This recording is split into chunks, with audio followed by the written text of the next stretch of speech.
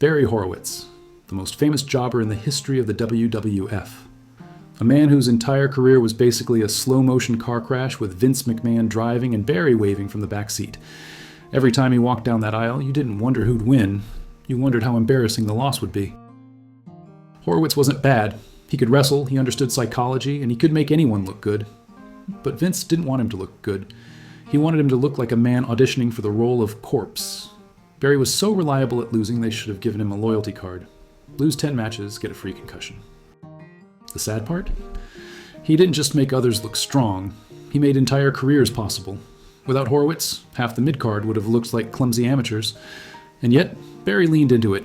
He had the self-pat on the back, that smug little gesture that basically said, "Yes, I lost, but at least I'm not paying alimony." He embraced being the human crash test dummy. And in wrestling, that's worth something. This is Barry Horowitz, WWF's biggest jobber.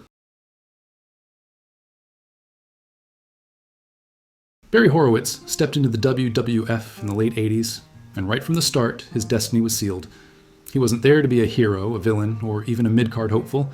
He was there to lose, over and over again. And if you think that sounds depressing, remember, in wrestling, somebody has to get pinned. The only problem for Barry was that it was always him. He wrestled the likes of Bret Hart, Mr. Perfect, Ted DiBiase, even Yokozuna. Every match was the same story. Barry comes in, shows off his technical skills for a minute, maybe gets in a headlock, then gets flattened like roadkill. He wasn't booked to be competitive, he was booked to be a warning sign. This is what happens to you if Vince doesn't like your face. What made it worse? Horowitz could wrestle. The man had amateur credentials, smooth execution, and great timing. But Vince didn't see a wrestler. He saw a designated loser. And Barry played the role with such commitment, you'd think he was gunning for an Oscar and best performance as a human doormat. Crowds didn't hate him, they pitied him. Kids probably whispered, "Dad, is he ever going to win?" And Dad had to answer, "Son, this guy's career is one long funeral procession." Horowitz spent so much time flat on his back, he could have been sponsored by Sleep Number. Still, his reliability made him valuable. Vince knew he could throw anyone at Barry, and they'd come out looking strong. Barry was professional, safe, and always willing. In an industry full of egos, Horowitz accepted his fate. He was the guy who made stars, by never being one himself. By the early 90s, Barry Horowitz had carved out a reputation as the WWF's most reliable loser. But he didn't just lie down and take it, he made a gimmick out of it. That little self-pat on the back after a loss became his trademark. It was a mix of defiance and resignation, like he was saying, "Yes, I lost, again, but at least I showed up and didn't hurt anyone." Audiences couldn't help but laugh, partly at the gesture, partly at the absurdity of it. It was genius in a tragic way. Barry could have been a mid-carder or even a dark horse star. He had the skill, the timing, and the conditioning, but didn't see that. Vince saw a guy who could make others look good. So Horowitz turned humiliation into performance art, finding a tiny bit of control in a career otherwise dictated by other people's victories. Fans started to respect him for it, even if the company never did. And if you listened closely, you could hear the sadness in the gesture. A man who knew he was better than his losses, but could never escape them. It wasn't tragedy screaming, it was quiet disappointment wrapped in a joke. Yet the pat on the back worked. It gave the crowd a moment, a chuckle, a humanizing beat in a show full of muscle-bound egos. Barry owned his role as the perpetual underdog, and he did it with style, professionalism, and a weird sort of dignity. In a business full of heartbreak and ego, sometimes the most tragic story is the one that looks funny on TV. For Barry Horowitz, this was his lottery ticket moment. After years of being cannon fodder, he finally did the unthinkable. He won a match. His opponent? Skip from the Body Donnas. Not exactly Hogan, but when you've spent a career losing, pinning anyone felt like toppling a king. The crowd exploded. Not because Horowitz was their hero, but because it was so absurd. It was like watching the substitute teacher win a fist fight with the principal. People didn't believe it at first. Barry, this perennial loser, finally standing tall for once. The look on Skip's face said it all. My career just got ruined by the guy who loses to everybody. WWF played into it too. They milked Horowitz's miracle win, booking him in a short program where he actually looked competitive. He even won matches on pay-per-view, which felt like watching a man who's been hit by buses for 10 years suddenly dodge one. For Barry, it was vindication, a brief moment where his talent was acknowledged. But let's be honest, Vince wasn't building Barry Horowitz into a star. He was creating a novelty act, a sideshow. Barry wasn't suddenly climbing the card. He was the joke that had accidentally gotten over, and the company squeezed it for a few weeks before quietly burying him again. Still, for Horowitz, those wins mattered. After years of humiliation, he got to stand in the ring and hear cheers that weren't ironic. For once, he wasn't the punchline. And that fleeting moment of glory is what people remember today.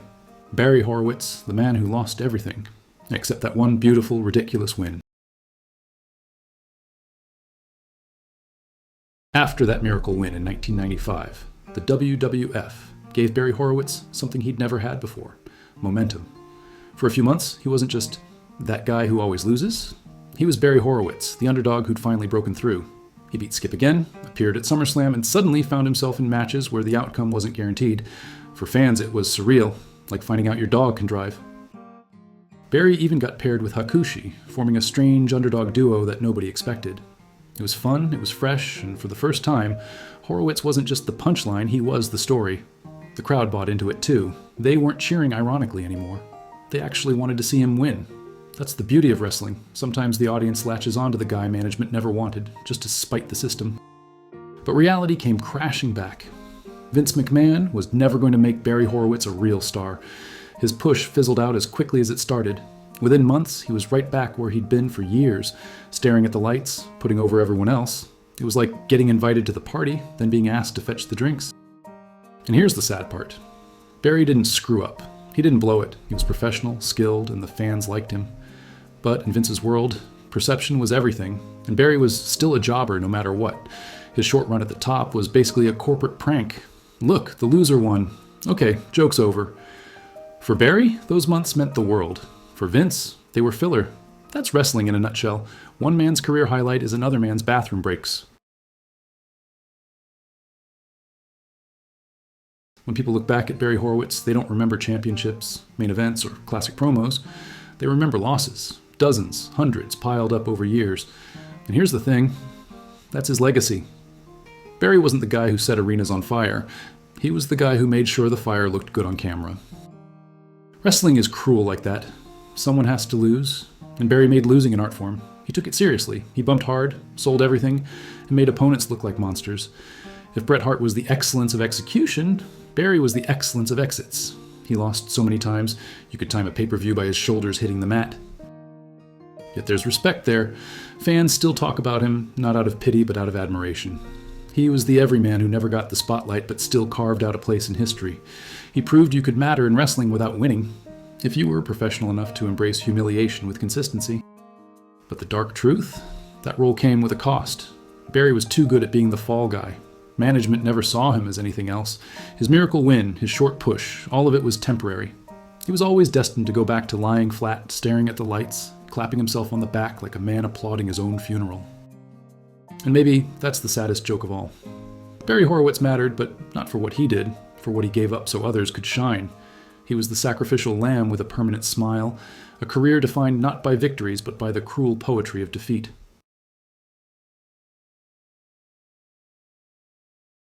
Barry Horowitz will never be remembered as a champion, but he'll always be remembered. That's the paradox. He lost so much it became his identity. And instead of bitterness, he leaned into it, clapping himself on the back while everyone else climbed over him. That takes guts, or maybe a total lack of options. Either way, he carved out wrestling's cruelest legacy, the ultimate fall guy. So hit like and subscribe. Don't make me Barry Horowitz, applauding myself while everyone else wins. At least give me one victory on the scoreboard. Thanks for watching.